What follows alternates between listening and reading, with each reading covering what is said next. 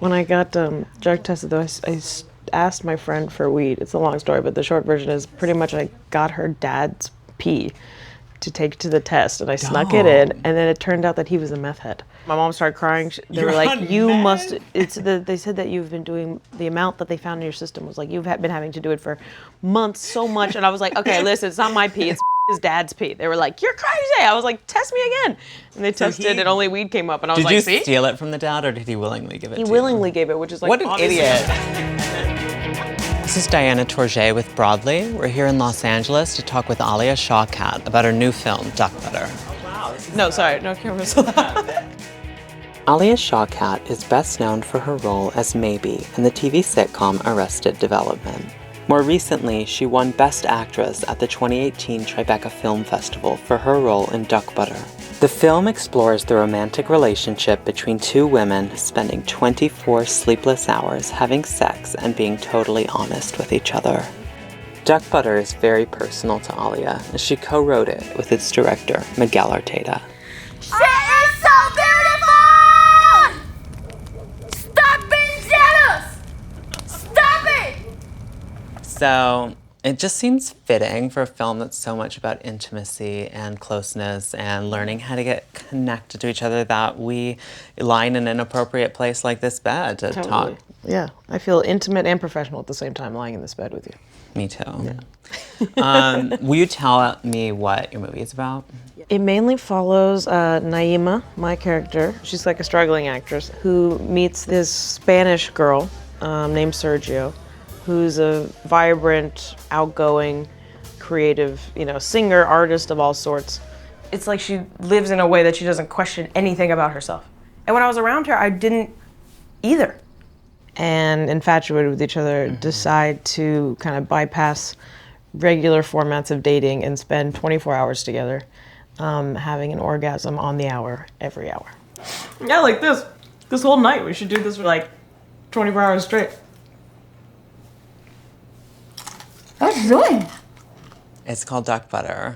Yes, I like hearing other people say it. It still gets me excited. I have a hard time saying the word duck butter because I know what it means. Right. Some people have vaginas. And when it's hot, sometimes there's a kind of like a gathering of white substance with a yellow hue, depending. And that's kind of called duck butter. Also another term for smegma.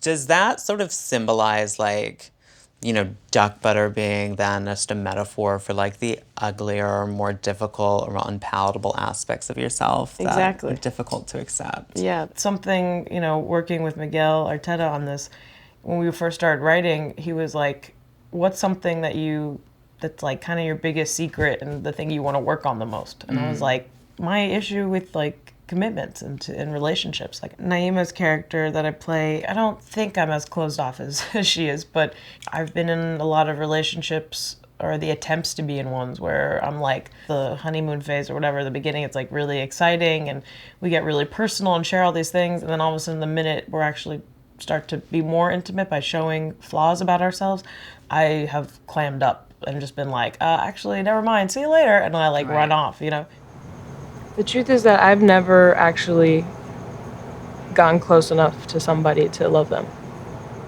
It's something I still struggle with, like how to just consistently, be yourself and, get, like there's one thing to get caught up in the moment of lust and the excitement of someone new, but to maintain it and what it means to actually be there for somebody and, Right, like to take the good things, the easy, pretty, fun things, and then also accept the more difficult, unpalatable things. Like duck butter. Yeah, exactly.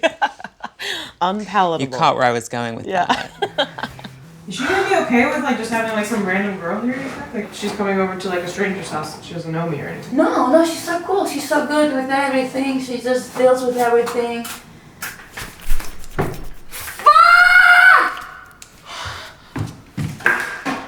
I'm curious, like, how you feel about, having created a project that is so rooted in a very raw, unapologetic representation of two women having sex through a gaze that never feels like it's been informed by, a male. It was super important to me. Women's sexuality is a huge part of my life and a lot of women I know, and it just feels like it isn't discussed in a way that is separate from the conversation of heterosexual, men. There's like one shot that I remember was like one of the most important shots to me, and it's so quick, where I'm just getting a beer from the fridge with my top off. And I was like, we need to have nudity that's not sexualized. And it's like the movie is like, when I say just the line, the plot line or whatever to people, it's like you would think it's like this crazy oversexed movie. But, to me, I'm like, it doesn't even feel that way. Because the sex like evolves in so many different ways, it's not this kind of like titillated, like, and they're about to fuck again. Like, because the sex is so personal. Exactly, And so, to like normalize it. There's one moment when she is singing a song with Sergio, and it's in that moment when your character is really able to just like let her guard down and be creative, that then Sergio gets really turned on by her. And that meant a lot to me, because like, what was hot in that moment to that woman was another woman being able to love herself enough to just be in the moment and be raw, not like doing a striptease. Yeah, right? Exactly. I mean, I think that's what turns me on too. Just back from the pit,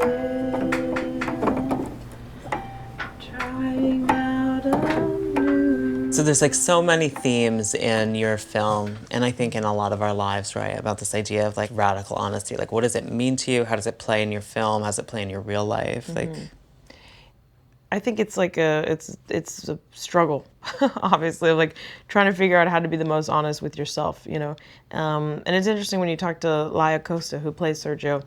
When we were first, talking about the character, she's like one of those fake artists, And in a way, it's true. Like Sergio is actually being as dishonest as Naima in a different way.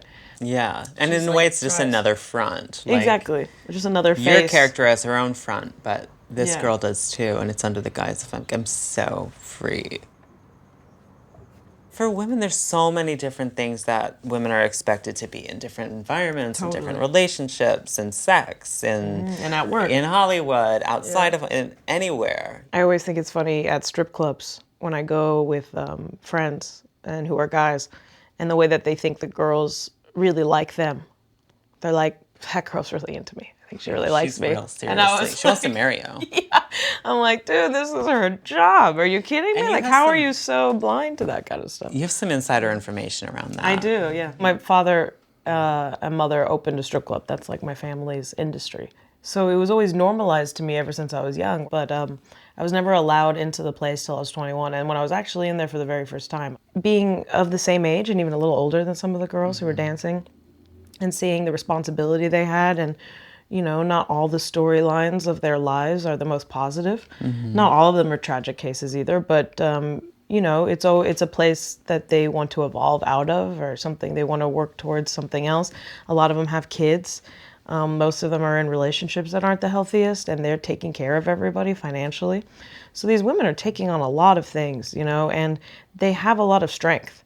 And I think that was my biggest perspective shift, was that like, I never judged them maybe as much as most people did strip clubs and strippers in general, but especially once I went in there, I was like, you guys are fucking, amazing. You have a presence on social media that isn't humongous, right? Like, you're there, but you're sort of like, don't want to be there. Yeah. For sure. Like most people who are sane. Yeah. But I've seen like on your Twitter that you're very political. I think that, when it comes to social media, I have never had an organic relationship with it. It doesn't feel right to me. And then Al Jazeera posts an amazing article and upsetting, and I go, oh, so I could share this with 50,000 people if I just press this? Okay, I guess that's what I do, right? Yeah. A lot of the stuff that's important to me to talk about is like, I come from a Middle Eastern family. My father's family is Muslim, but I'm American, and the way that people view Arabs, right now, and Islam in general is so warped. And especially if my audience is like young women, and I want to communicate to them and be like, hey, as a queer Arab American, let's do this together. What do you want for your future? Like, do you see yourself acting, directing, producing, like all the above? Yeah, all the above. After doing something like this, I want to be as involved as possible on every project now. Women's issues, women's stories, women's lives are kind of the only ones I'm interested in at the moment, and then love. So those are the films I want to make. So in any way that I feel like I can share the things that I'm going through and the frustrations that I feel, that's what I want to do, you know, and hopefully there's other people out there who are like, yeah, I could kind of relate to that too. Yeah. Yeah. Girls will watch this movie and be like, hope they that's do. dope as fuck. Yeah.